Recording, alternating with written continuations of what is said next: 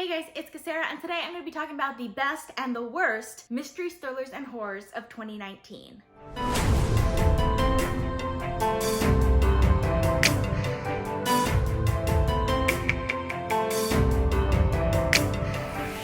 Is part of my 2019 reading recap. If you missed the last video in this series, I will link it up in the cards for you guys. Additionally, all videos in this series will be linked down in the description as they're being released. As you may have noticed, this video is genre specific. When I was going through all the books that I read this year and picking out my favorites, I realized that almost all of them were adult fantasy books, which is mostly because adult fantasy is the main genre that I read, but I just didn't think that it was fair to all the other genres that I read this year, so I decided to make genre-specific recap videos. This is obviously my mysteries, thrillers, and horrors video. In this video, I will be talking about the most disappointing, the most surprising, the worst, and the best mystery, thrillers, and horrors that I read in 2019. There are timestamps in the description for all of this, so feel free to jump around a little bit, but we are going to start with the most disappointing mystery, thrillers, and horrors that I read in 2019. So in this category, I have two books that I want to talk about. The first one is going to be a bit of an unpopular opinion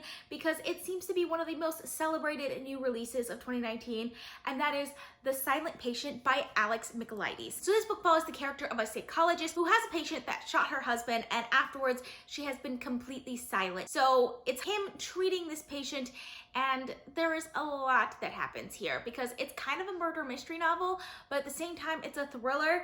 And the first 75% of this book I really loved. I loved the way that it was done. It was very interesting. I enjoyed it. It's definitely a psychological thriller. The last 25% though, specifically the twist, I didn't like. I like the idea of the twist, don't get me wrong. It was a very interesting idea for the twist. I just don't like the way that it was done, and it kind of ruined the book for me. Endings are very, very big for me, so when I don't like the way the ending was done, it makes the rest of the book feel a little bit cheaper for me. So while I do think that The Silent Patient was a really good book, I just personally was really disappointed by the ending, so I ended up only giving it 4 stars. The next book that I want to talk about that was very disappointing for me was Sharp Objects by Gillian Flynn. So this book is following a journalist who has to go back to her hometown to investigate the murders of some young girls, and then there are mysteries from her own past that start coming to light. So I had very, very high hopes for this book, partially because I read Gone Girl early in the year, which is also by Gillian Flynn, and ended up loving Gone Girl a lot more than I was expecting to. And I think that's because previously I had DNF'd Gone Girl, so I hadn't expected to really like Gone Girl, and then I read it and I was like, this is really good. So I ended up giving Gone Girl 5 stars because of that, and because Sharp Objects is also a TV show on HBO. I figured that Sharp Objects had to be amazing, and it was gonna be one of the best books that I read this year. And then it was just kind of mediocre. I thought it was okay, I enjoyed it. It didn't give me what I wanted from it. So it was pretty disappointing for me as well. And I ended up giving that one 4 stars as well. So now we're gonna move on to the most surprising mysteries, thrillers, and horrors that I read this year. The first book that is gonna be on this list is At the Mountains of Madness by H.P. Lovecraft. Going into this book, I had no idea what to expect. I had never read anything by H.P. Lovecraft before, and it was a 4-hour audiobook, so I completely thought that it was just gonna be this quick read. I wasn't really gonna think very much about it, and it would be the end of it. I wanted to try some of his work, and I didn't know at the time that he only wrote really short stuff. At the Mountains of Madness is actually probably one of his longest books that he has. It blew me away. I think part of it is just the way the writing is done, because the writing is done in a very dry, almost journalistic way. It feels like nonfiction when you're reading it. It'll kind of lull you into a sense of security almost, and some of the content will actually be kind of boring, and then it'll just shock you with the content of the next sentence, because the next sentence is written in the same very dry and boring tone, but the content would be completely shocking. And there were times in this book where I was just like, did I read that right? Let me go back and read that again, just because of how shocking it could be at times. So I ended up really enjoying this way more than I was expecting to. Also, H.P. Lovecraft uses every single word that he writes. He does so much in such a small space, and I really enjoyed it. For those of you who don't know, At the Mountains of Madness is actually set in Antarctica, and it's about an expedition to explore Antarctica, and they find a lot of things. So it was a really interesting read, and I ended up giving that one 4.5 stars. The next book on this list that is one of the most surprising books that I read this year is Pet Semetary by Stephen King. So I had very low expectations going into Pet Semetary because all the books that I read by Stephen King previously, I really didn't like, despite him being such a popular author. Like, I was looking for a book by Stephen King that I could like, and wow, Pet Semetary was so good. Pet Semetary is one of those books that I still think of often. Even though it's been about 2 months since I've read it, I still think about this book and get chills every time I think about this book. It is about a family that goes and lives in this house where there's this road that a lot of people drive very fast on, and they end up getting a lot of roadkill on that road, specifically of pets. And there is this place in their backyard in which is called the Pet Semetary, where people go and bury pets. And well, the pets come back to life, because it wouldn't be a Stephen King book if there wasn't something creepy about it. But this book is just so much more than that. It has such very complex characters and character relationships, and their development is so interesting, and their backstory. Oh my gosh, their backstory. There is this one flashback scene.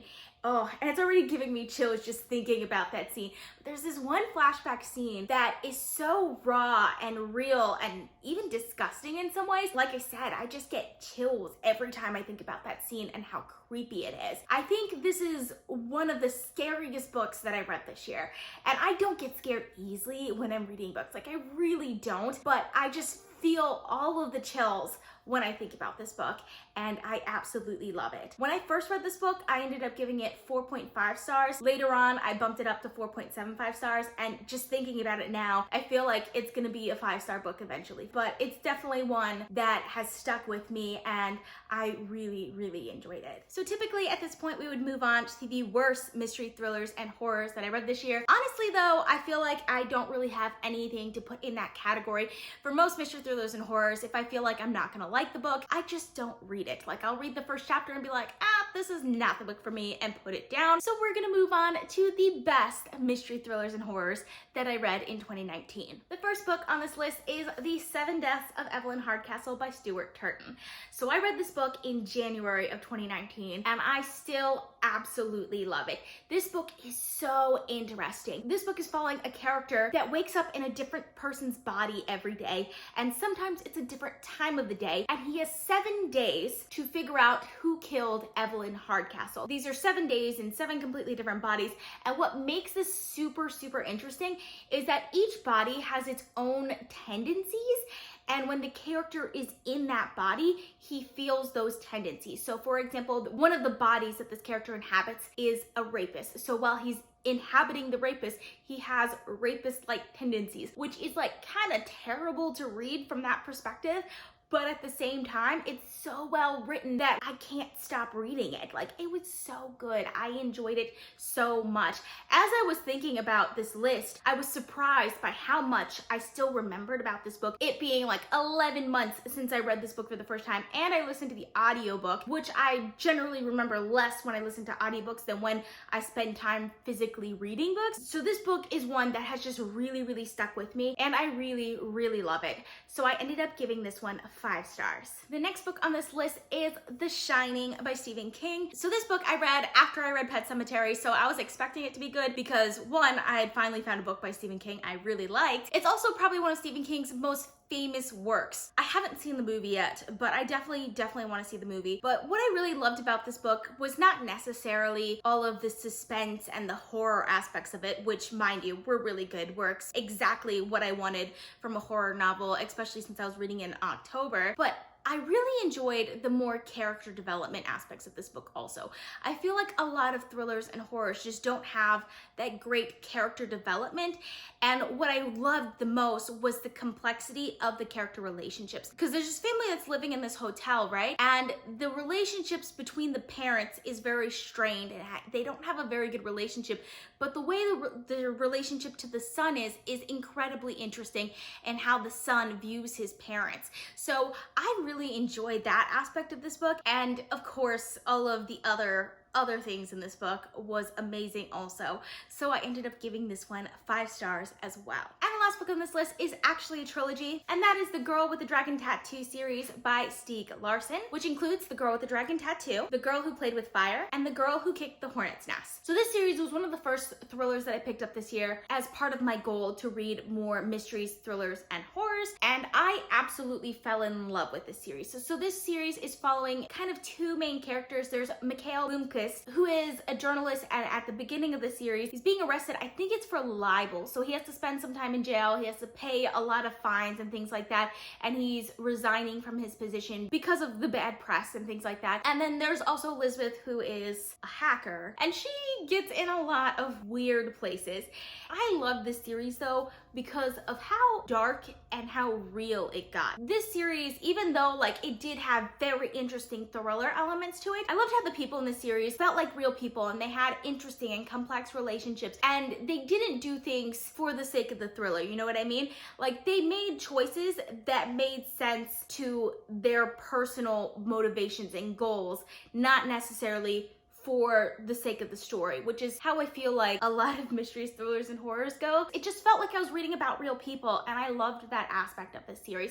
It also gets really dark at times. There are some really great action scenes in here. It's also extremely explicit, but it's just a very powerful series and fun series to read, and I really enjoyed it. It's definitely one of my favorites of all time, and it's definitely one that I'm gonna have to reread eventually also because it was just really good. I gave all 3 books in this series 5 stars. So those are all the books in this list. Let me know down in the comments if you've read any of them. I would love to discuss with you guys. I plan on posting at least 4 videos in the month of December, so consider subscribing. If you like this video, please give it a big thumbs up to support my channel. All social media links are in the description down below. Thank you guys so much for watching, and I'll see you guys next time.